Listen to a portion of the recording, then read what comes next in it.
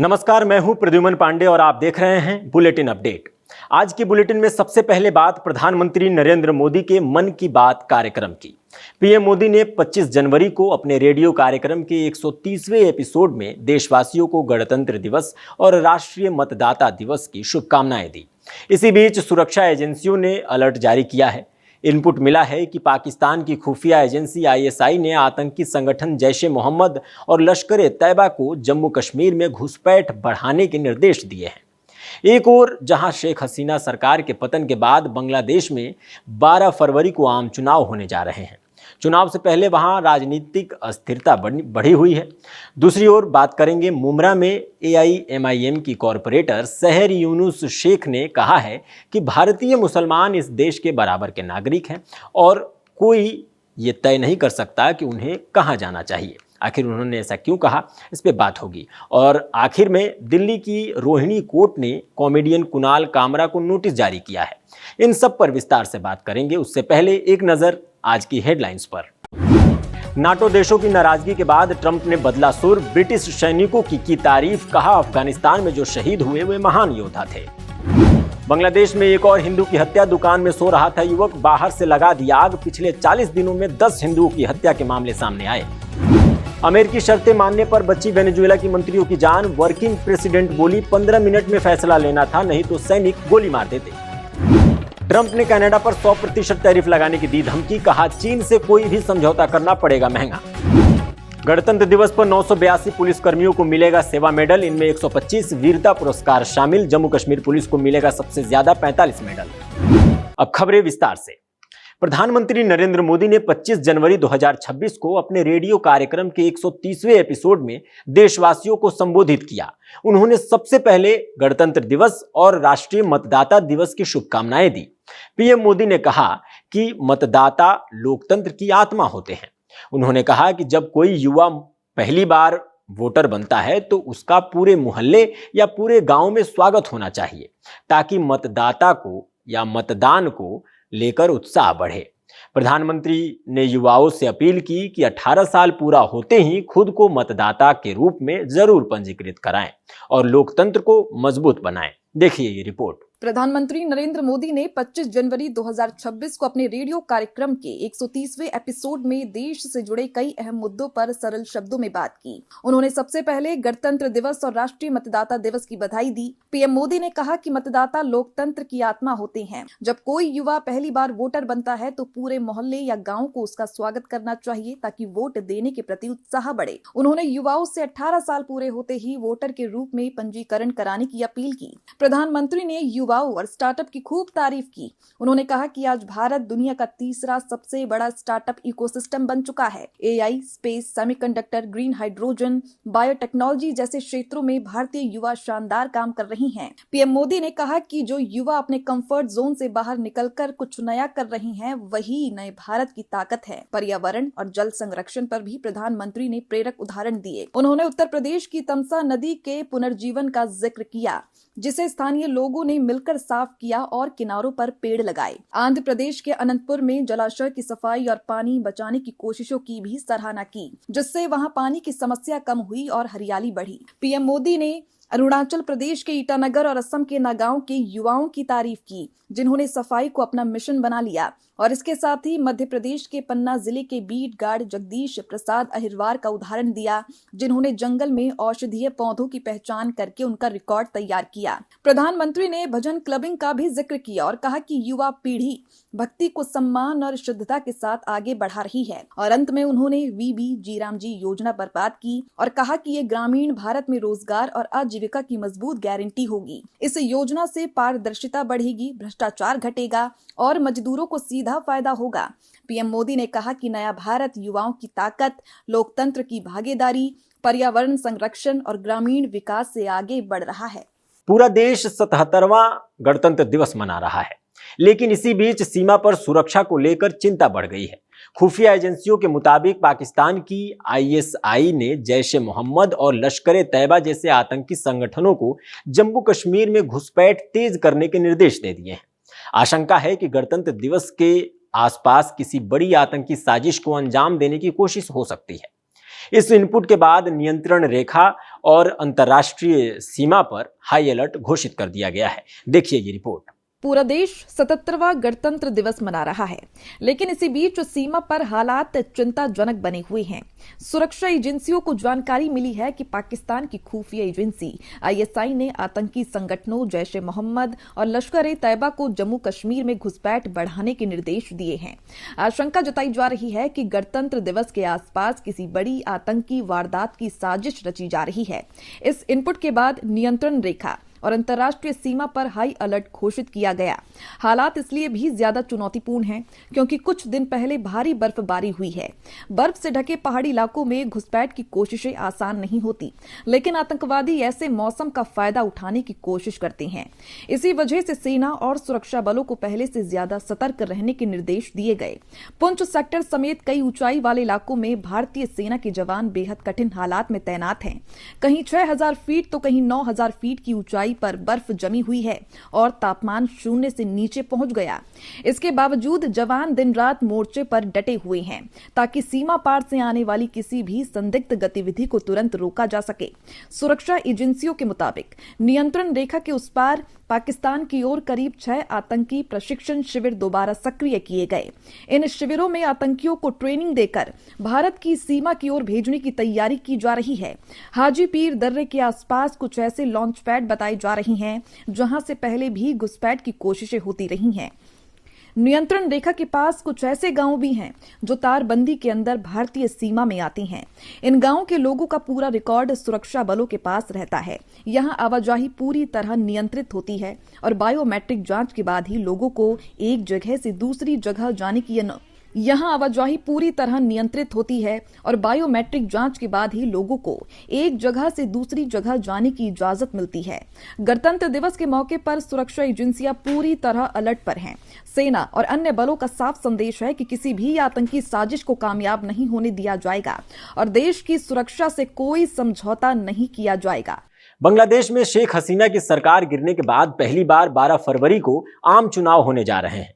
इन चुनावों को पूरे दक्षिण एशिया के लिए अहम माना जा रहा है क्योंकि देश के भीतर अस्थिरता है, अंतर्राष्ट्रीय दबाव है और भारत के साथ रिश्तों में भी तनाव है। हसीना के कार्यकाल में भारत और बांग्लादेश संबंध, सुरक्षा और सीमा प्रबंधन और व्यापार, इन सभी मुद्दों पर आपसी संबंध मजबूत रहे हैं। लेकिन उनके हटने के बाद बनी मोहम्मद यूनुस की अंतरिम सरकार के साथ रिश्ते सहज नहीं रहे। खासतौर पर बांग्लादेश में हिंदू अल्पसंख्यकों पर हमलों की खबरों ने भारत की चिंता बढ़ा दी है। देखिए ये रिपोर्ट।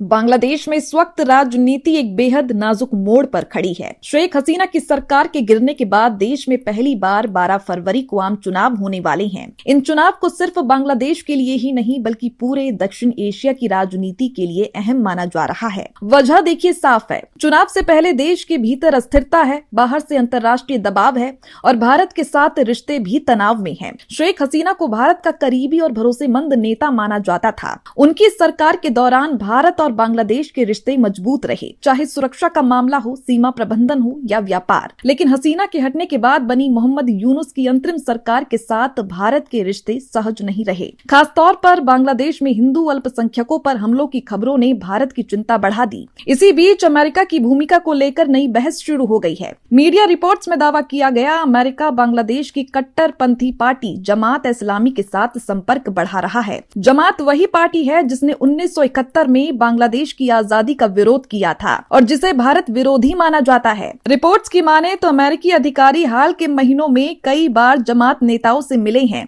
यहां तक कि पार्टी प्रमुख शफीकुर रहमान को अमेरिका का वीजा भी दिया गया। हालांकि अमेरिका ने इन आरोपों को खारिज किया है। अमेरिकी दूतावास का कहना है कि ये सिर्फ सामान्य और नियमित मुलाकातें थी और अमेरिका किसी एक पार्टी का समर्थन नहीं करता।